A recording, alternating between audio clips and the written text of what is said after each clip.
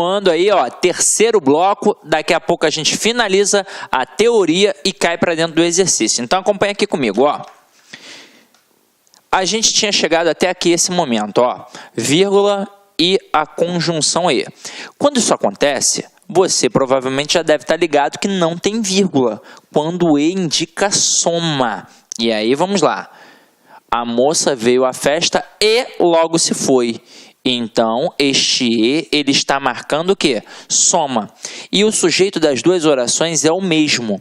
Então, aqui no caso, não tem vírgula de jeito nenhum, por assinalar soma e por ter o mesmo sujeito nas duas orações.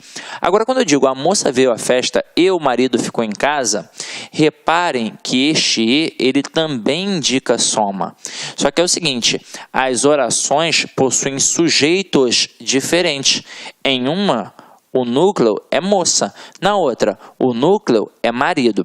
Quando isso acontecer, nós temos uma vírgula facultativa. Ok? Vírgula facultativa. Então, eu tenho um caso em que não tem soma e eu tenho um caso em que eu tenho a vírgula facultativa.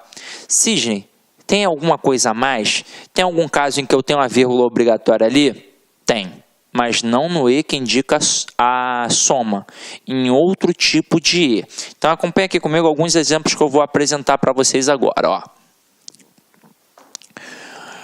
João trabalha e estuda. João trabalha e Pedro estuda. João estudou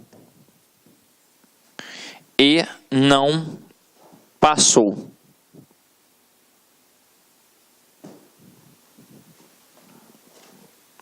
Siga este conselho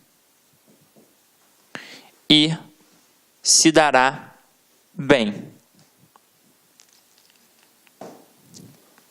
Então vamos lá. Eu tenho 4 situações aqui em que nós apresentamos o E. O E, ele indica a soma nas 2 primeiras sentenças. Então, ó, Pedro, além de trabalhar, João, além de trabalhar, ele também o quê?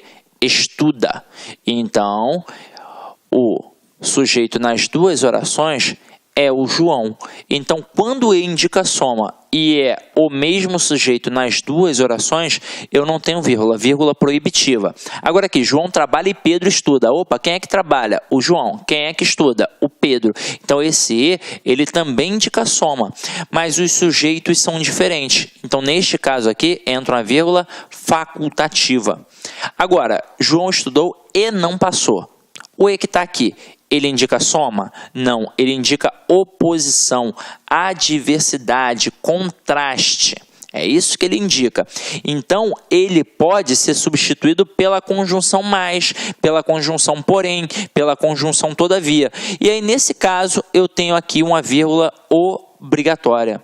Então, ó, João estudou, mas não passou. João estudou, porém não passou. João estudou e não passou. Então, aqui entra uma vírgula obrigatória, exatamente por não estar marcando a soma.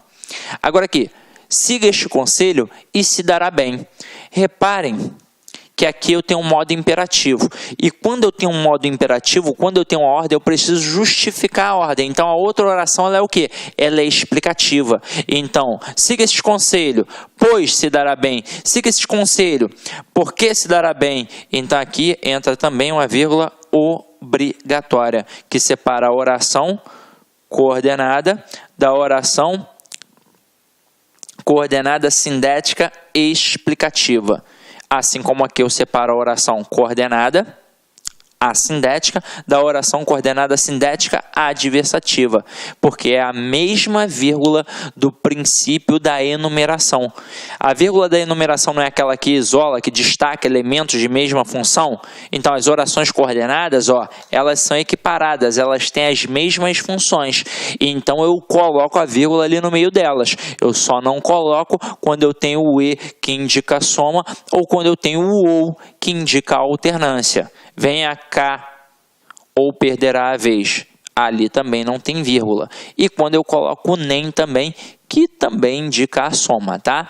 Mas geralmente na prova o camarada coloca o e, porque é o grande calcanhar de Aquiles de muito candidato, ok? Então vamos lá, vamos continuar a nossa brincadeira aqui agora. Então, matei este e de todas as formas e agora a gente vai para o etc. Nossa quarta observação. O negócio é o seguinte, teoricamente, quando eu tenho etc., eu não devo ter a vírgula, porque eu coloco pintamos paredes, vírgula, tetos, pisos, etc. Por que teoricamente?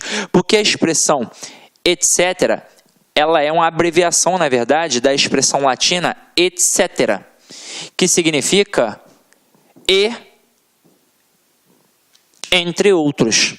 Então, é como se já tivesse o e. Por isso não tem a vírgula. Então, pintamos paredes, vírgula, tetos, vírgula, e entre outros. Então, é como se não tivesse ali a necessidade de colocar a vírgula. Então, por isso a gente não coloca. Teoricamente, é assim. Agora, quando você pega as gramáticas, até para avaliar, até quando o cara diz que não é para colocar, nos textos dos caras tem o quê? A vírgula. E é o seguinte, eu vou até te tranquilizar. Nunca caiu isso numa prova de concurso público. Nunca, nunca. Mas, a título de curiosidade e a título gramatical, teoricamente não deveria ter o quê? A vírgula. Tanto é que quando eu produzo um texto, eu evito a abreviação. E o etc. ele é uma abreviação. Então, o que eu coloco ali ao invés de colocar o etc? Eu coloco entre outros. Beleza? Tranquilo? Então, vamos lá. Como não é muito importante, vamos adiante. Agora, a gente tem que trabalhar a vírgula e o quê? Todos viram que a água acabou e o professor pediu que todos fizessem silêncio. Nessas duas primeiras construções, a gente tem o quê? Conjunção integrante. Todos viram isso. O professor pediu isso.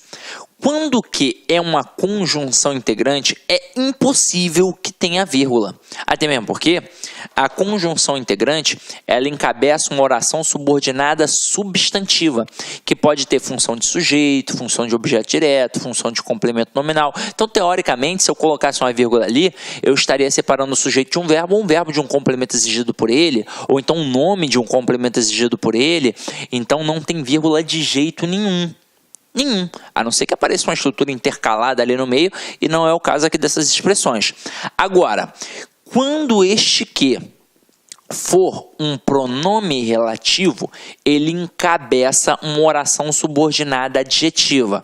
E aí, quando eu tenho uma oração subordinada adjetiva, eu tenho uma divisão. Eu posso ter a oração subordinada adjetiva restritiva, que não tem vírgula, e a oração subordinada adjetiva explicativa, até porque todo termo explicativo na língua portuguesa tem a vírgula. Então, aqui, restrição. Os alunos que foram aprovados não farão prova final. E aí vamos entender por que aqui a gente está fazendo uma restrição.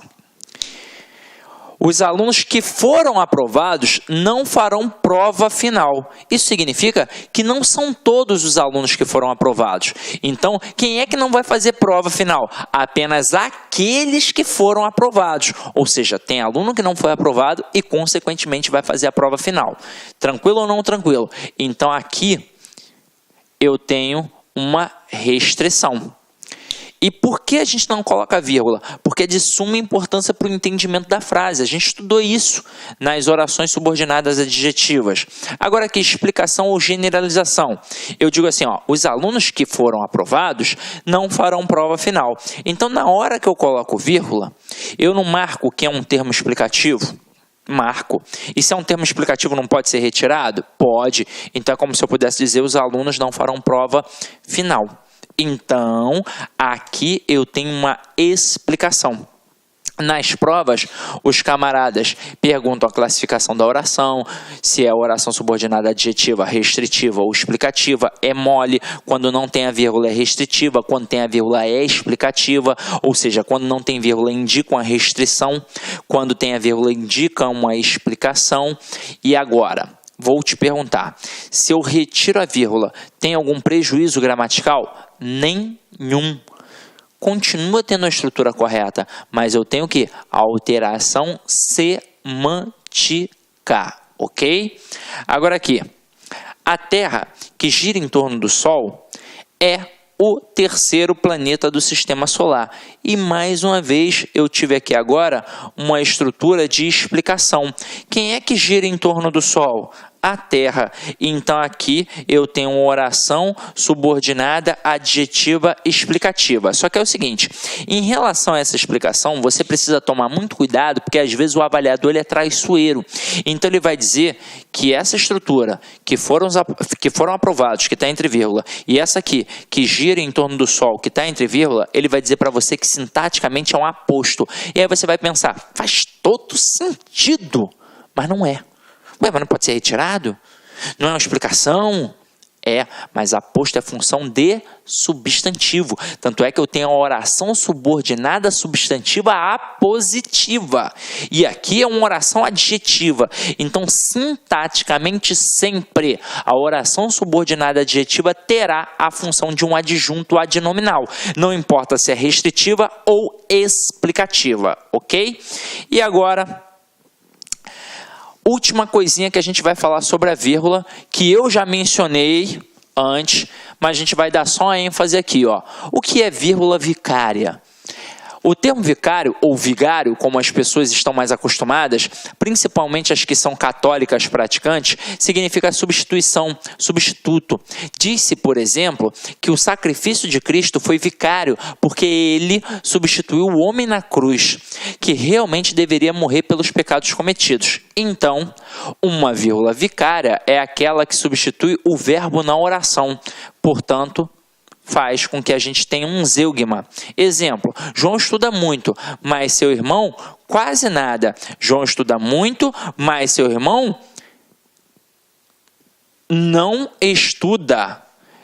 Ou seu irmão não estuda nada. Então a gente omitiu o quê? Omitiu o verbo estudar. Então isso é um zeugma. A vírgula substituiu na segunda oração a forma verbal estuda.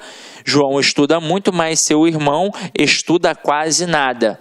Então a gente entendeu, já tinha entendido, acho que anteriormente, o que é uma vírgula vicária que marca a omissão de um termo. Ou seja, é uma elipse, mas como é elipse de um elemento que já apareceu, a gente tem um zeugma, e se a gente tem um zeugma, a gente fez, na verdade, uma coesão referencial anafórica. Tranquilo? Agora, ponto e vírgula, galera. Separa elementos coordenados que já possuem a vírgula. Então aqui, ó, Pedro tinha fome, eu tinha sede. Então aqui vocês vão reparar que este ponto e vírgula entrou no meio da estrutura ali. Por quê? Porque a gente já tinha uma vírgula. Então se já tinha uma vírgula que, no caso, assinala a omissão do verbo aqui, ó, Pedro tinha fome, eu tinha sede. Então a gente tem aqui uma vírgula vicária. E como ia ficar desestruturado sem colocar a vírgula aqui, e eu não poderia colocar o eu entre duas vírgulas, porque não tem o menor motivo, a gente, para colocar que tem uma oração coordenada de um lado e uma oração coordenada do outro, e aqui, já que eu não coloquei a conjunção, eu coloco o ponto e vírgula, já que também apareceu uma outra vírgula que está ali assinalando a omissão do verbo, ou seja, a vírgula vicária, como a gente viu anteriormente. Agora aqui, estive na Bahia, que é quente, no Pará, que é frio, e em Brasília, que é seco. E mais uma vez você vai reparar que tivemos estruturas coordenadas.